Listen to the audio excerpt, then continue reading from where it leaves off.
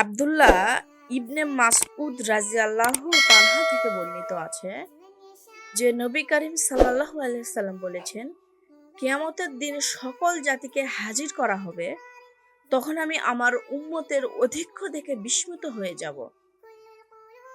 তারা এত অধিক হবে যে তারা মাঠ, ঘাট, পাহাড়, পর্বত সকল স্থান ছেয়ে ফেলবে।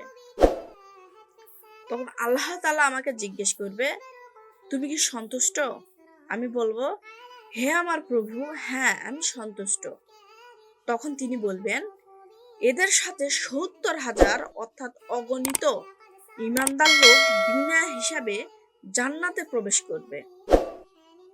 তারা মাদুলি, তাবিজ, তোমার ছ্যাঁকা লাগানো, কলঙ্কিত করা, দাগ পরান, উল্কি বা ফুটকি আঁকা এবং শুভ অশুভ বিচার, ভাগ্যের ভালো মন্দ গণনা ও ফালনামার ধার ধারে না।